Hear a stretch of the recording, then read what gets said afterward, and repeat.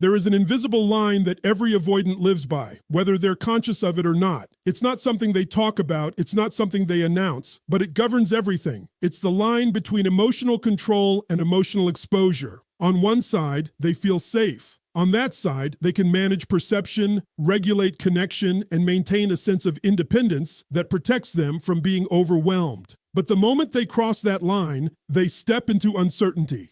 And for an avoidant, uncertainty feels like danger. So what do? They stay in control. They keep conversations measured. They reveal just enough to create connection, but never enough to feel vulnerable. They might be present, they might be attentive, they might even seem emotionally available at times, but it's calibrated, it's intentional, it's safe. Because as long as they remain on that side of the line, they don't risk losing themselves. Now here's where it gets interesting. When an avoidant is dealing with most people, that line is non-negotiable. It doesn't matter how kind you are, how patient you are, how much you give, they will not cross it. And this is where a lot of people misunderstand them. They think, if I just love them more, they'll open up. But that's not how this works. Avoidants don't respond to pressure by opening. They respond by retreating. The more you push, the more they reinforce that boundary. But when an avoidant truly loves an empath, something subtle begins to shift. Not dramatically, not in a way that's obvious at first, but it's there. They start stepping closer to that line. And eventually, in small, almost hesitant moments, they cross it. It might look like them saying something they didn't plan to say, admitting something they usually keep hidden, staying in a conversation that makes them uncomfortable instead of shutting down or pulling away. These moments are easy to overlook if you don't understand their significance, but psychologically, they are massive. Because what you're witnessing is not just emotional expression. You're witnessing internal conflict and a conscious decision not to run from it. You have to understand, for an avoidant, exposure feels like losing control. And losing control feels like losing safety. So when they choose to cross that line, even briefly, they are overriding a deeply ingrained pattern that has protected them for years, sometimes decades. That doesn't happen casually. That doesn't happen for just anyone. And here's the part most people miss. They won't cross it cleanly. They'll step over it, feel the intensity, and sometimes retreat again. They might open up one day and become distant the next. Not because what they felt wasn't real, but because it was too real, too unfamiliar, too unregulated. So they go back to what feels safe, trying to make sense of what just happened internally. This is where the empath's awareness becomes critical. If you interpret that retreat as rejection, you'll respond in a way that reinforces their fear. But if you recognize it as part of their process, you create space instead of pressure. And that space is what allows them to come back, not out of obligation, but out of choice. Because ultimately, that's what makes this line so powerful. When an avoidant crosses it for you, they're not being pulled, they're choosing. They're choosing to risk discomfort. They're choosing to step into emotional territory they've spent their entire lives avoiding. And that choice, repeated over time, becomes the foundation of something real. So don't measure their love by how effortlessly they open. Measure it by the moments they choose not to close. Avoidants don't actually fear love in the way most people assume. That's the first misunderstanding that creates so much confusion in relationships like this.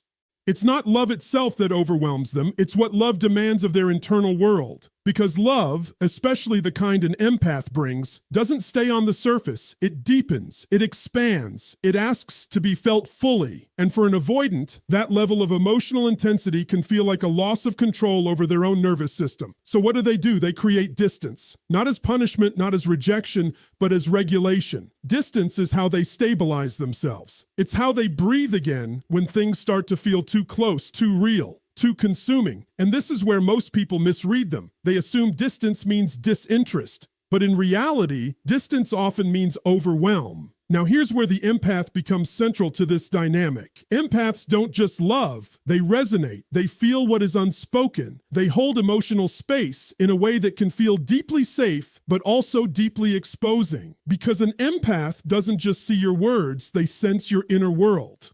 And for an avoidant, that level of being seen can feel like emotional nakedness. Not in a romantic sense, but in a psychological sense. So when an avoidant meets an empath, their system goes through a contradiction. On one hand, they feel connection. On the other hand, they feel exposed. And that contradiction creates movement. Approach, then withdrawal, intimacy, then distance. not randomness, but regulation. But when an avoidant truly loves an empath, something begins to change in how they handle that internal tension. They don't stop feeling overwhelmed, but they stop escaping immediately. And that difference is everything. Instead of shutting down a conversation, they stay in it a little longer. Instead of disappearing completely, they pause before they withdraw. Instead of emotionally checking out, they try imperfectly, inconsistently to remain present inside discomfort. And this is not because the discomfort has disappeared. It's because the connection has started to matter more than the escape. Think about what that actually means psychologically. An avoidant is essentially rewiring a lifelong strategy in real time. The strategy says, when intensity rises, exit. But love begins to introduce a new possibility. What if I don't exit and I survive it? That is a profound internal shift. It is not romanticized, it is not smooth, it is often messy, confusing, and non-linear. This is why you'll see avoidants act hot and cold even when they care deeply. One day they lean in emotionally, the next day they retract. It's not because their feelings disappeared, it's because their nervous system is recalibrating. They are learning tolerance for emotional closeness in small, fragmented doses. And each time they stay instead of running, they are expanding their capacity for intimacy. But here's the critical point most people miss. Avoidants don't stay in emotional intensity because it feels good. They stay because the person in front of them has become meaningful enough to endure discomfort for. That is the real threshold. Not comfort, not consistency, but willingness to remain present when their instinct says leave. And for an empath, this is where awareness becomes power. If you chase them when they withdraw, you amplify their overwhelm. If you interpret their pause as abandonment, you introduce pressure into a system that is already trying to stabilize. But if you understand that their distance is often a form of self-regulation, not rejection, you stop becoming part of the pressure and start becoming part of the safety. Because in the end, avoidants don't change through force. They don't open through demand. They open when emotional intensity stops being a threat and starts becoming something they can survive without losing themselves. And when that happens, what once felt unbearable becomes something they begin to return to instead of run from. That is where love stops being theory and becomes transformation. One of the most misunderstood traits in avoidant psychology is their relationship with vulnerability. On the surface, it looks simple. They don't open up, they keep things private, they avoid emotional exposure. But underneath that behavior is something far more complex. It's not that they don't have depth, it's that depth for them has historically been associated with risk. So they develop a strategy. They learn how to be present without being exposed. They learn how to speak without revealing too much. They learn how to connect without surrendering control. And over time, that becomes their emotional language. Controlled disclosure, measured intimacy, carefully filtered truth. To most people, this can feel frustrating. You sense there is more there, but you can't access it. And the assumption becomes, if they really cared, they would open up. But that assumption misses the psychological reality.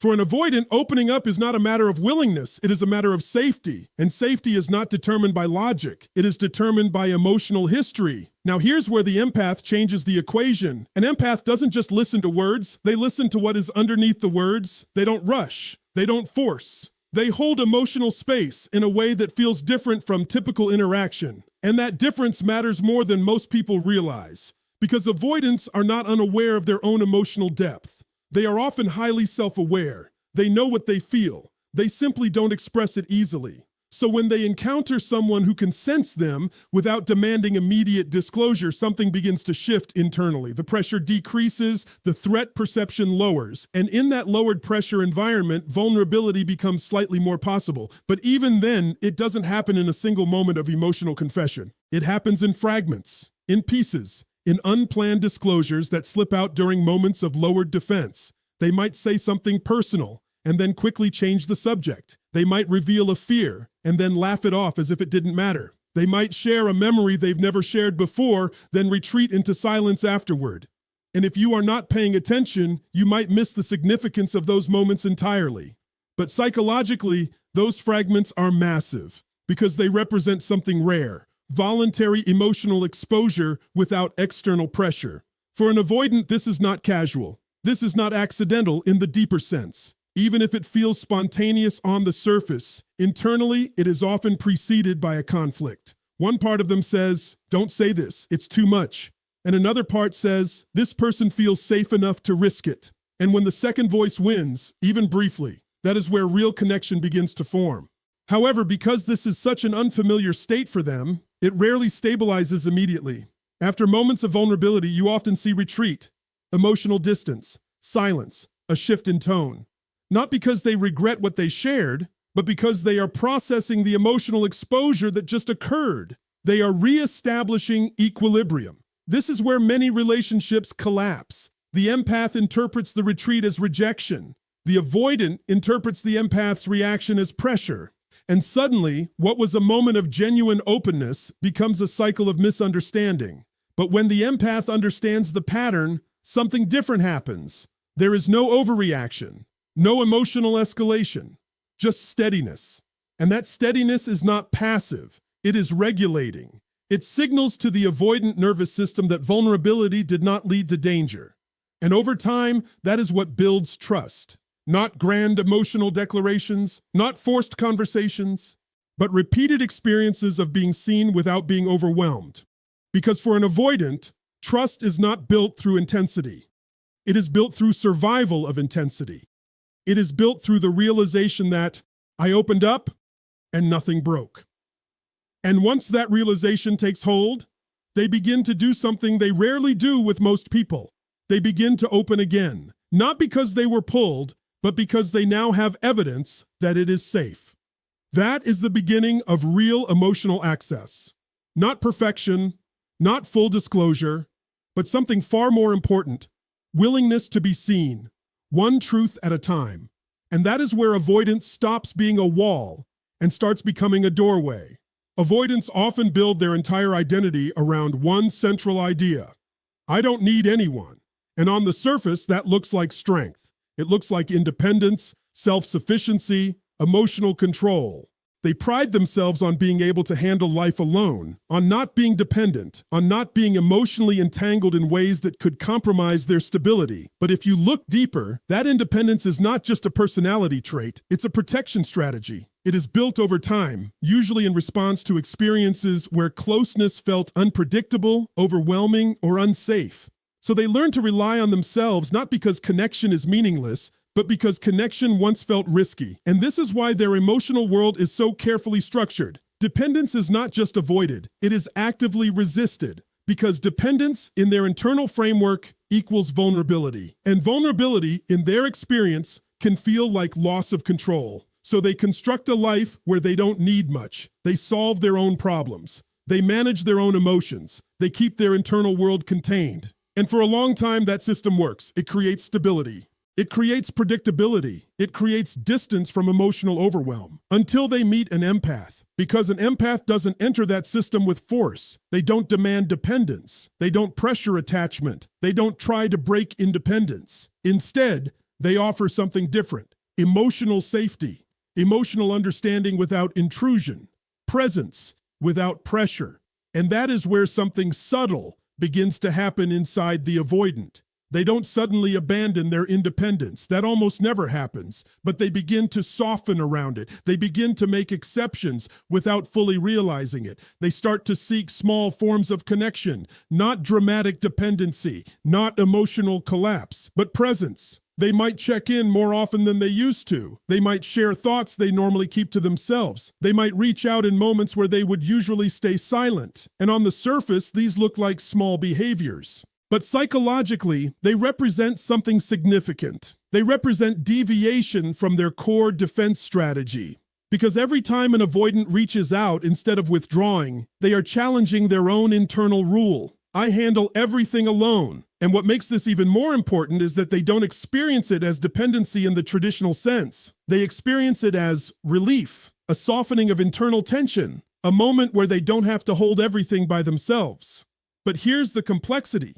They still fear what that means, because once you begin to rely, even slightly, you introduce the possibility of emotional loss. And for someone who has structured their life around emotional self-containment, that possibility can feel destabilizing. So they oscillate, they move forward, then back, they reach out, then retreat. Not because they are playing games, but because two internal systems are colliding, the desire for connection and the fear of losing autonomy. Now, when an empath is present in this dynamic, something crucial happens. The empath doesn't threaten their independence. They don't demand more than what is naturally offered. They don't turn every moment of connection into obligation. And because of that, the avoidant begins to experience something new, connection without captivity. That distinction is life-changing for them, because what they begin to realize, often unconsciously, is that needing someone does not automatically mean losing themselves. That emotional reliance does not have to equal emotional collapse. That closeness can exist without control being taken away. And so they begin to rewire one of their deepest assumptions, slowly, cautiously, not in theory, but in behavior. They start choosing presence over isolation. They start staying in connection a little longer than before. They start allowing emotional support to exist without immediately compensating for it by pulling away.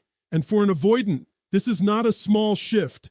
This is a structural change in how they relate to intimacy itself. But it only happens under one condition, that the connection feels emotionally safe enough to explore without fear of being consumed. Because if independence is their armor, then love is the first experience that makes them consider setting it down. Not because they are forced to, but because for the first time, they begin to feel that they might not need it all the time. And that realization changes everything.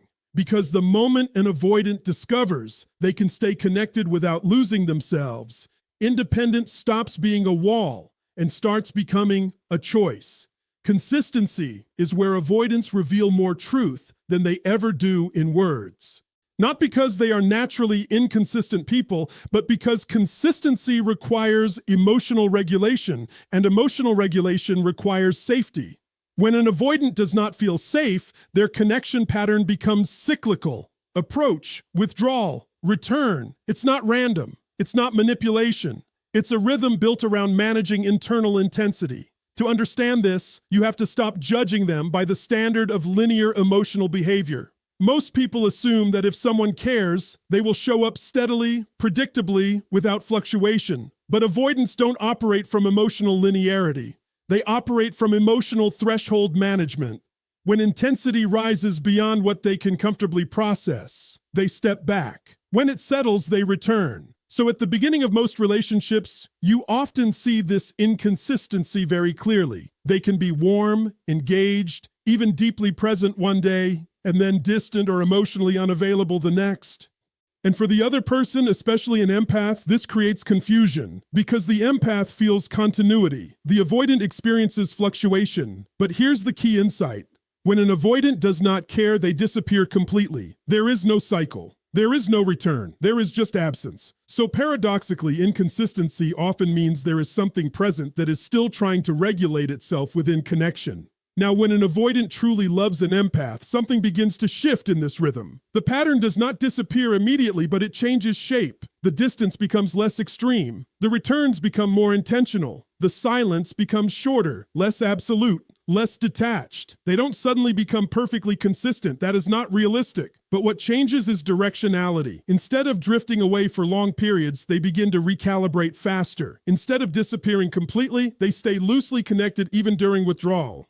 Instead of breaking the thread, they maintain it, and this is where most people miss the deeper meaning. They interpret change only in terms of presence or absence. But with avoidance, the real signal is in the quality of return. Do they come back as if nothing matters, or do they come back as if something still exists between you? Because when an avoidant doesn't care, their return is mechanical or non-existent. But when they do care, their return carries weight. It carries continuity. It carries acknowledgement, even if unspoken. This is where emotional maturity in the empath becomes crucial. If the empath reacts to every withdrawal as abandonment, they unintentionally increase the avoidance internal pressure. Because now withdrawal is not just a personal regulation strategy, it becomes a relational consequence. And when that happens, the avoidance system does what it always does under pressure. It expands distance.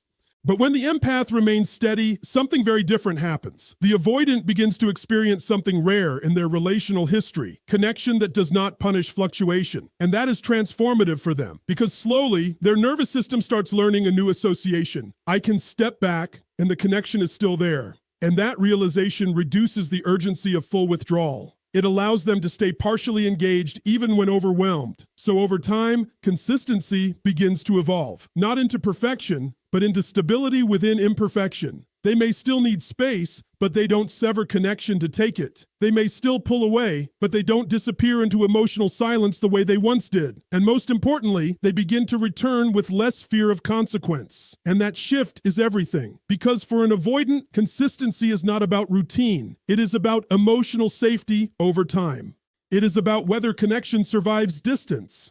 It is about whether closeness still exists after internal chaos settles. And when they begin to trust that it does, their behavior changes naturally. Not because they are being managed, not because they are being corrected, but because their internal system no longer sees connection as something that must be escaped to survive. At that point, consistency stops being something they perform. It becomes something they no longer fear. At the deepest level, the final line an avoidant crosses is not emotional disclosure, not consistency, not even vulnerability in isolation. It is transformation. And that word is important because transformation implies resistance, discomfort, and a willingness to become something unfamiliar. Avoidants are not static personalities. They are adaptive systems. Everything they do, every withdrawal, every emotional delay, every moment of distance is designed to maintain psychological stability. So for them, change is not just behavioral, it is structural. It means reorganizing the way they interpret intimacy, safety, and selfhood. And under normal circumstances, they don't do this for anyone because transformation requires risk. It requires surrendering a system that has worked, even if imperfectly, for years. So most people never see this level of change in them. They see patterns repeating, defenses reinforcing, distance reestablishing itself again and again. But when an avoidant truly loves an empath, something deeper gets activated. Not urgency, not obsession, not emotional dependency in the surface sense, but recognition. A quiet internal awareness that says, this connection is different enough that my usual patterns are not fully serving me anymore. And that is where transformation begins, not as a decision, but as a slow internal negotiation. At first, it looks small. They begin questioning their automatic withdrawal. They pause longer before disappearing. They reflect after emotional reactions instead of escaping them immediately.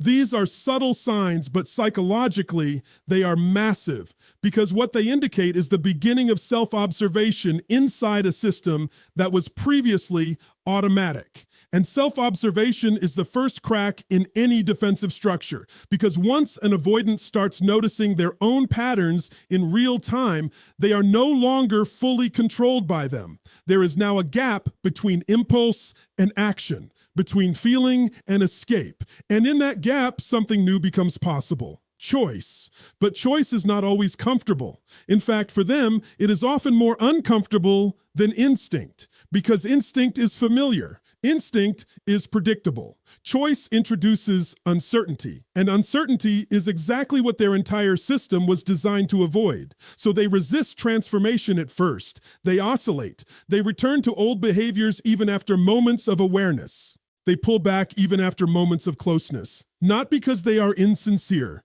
but because integration takes time. Emotional systems do not rewrite themselves instantly, but with the presence of an empath who remains steady, not chasing, not collapsing, not forcing resolution, something begins to stabilize inside them. They start to see that closeness does not always lead to overwhelm, that emotional presence does not always lead to loss of control, that vulnerability does not always result in emotional danger. And slowly, something very rare begins to emerge. Internal trust. Not trust in the other person alone, but trust in their own capacity to remain in connection without losing themselves. That is the real transformation, because at that point, they are no longer just managing relationships. They are re-evaluating identity. The identity of I must be alone to be safe begins to weaken.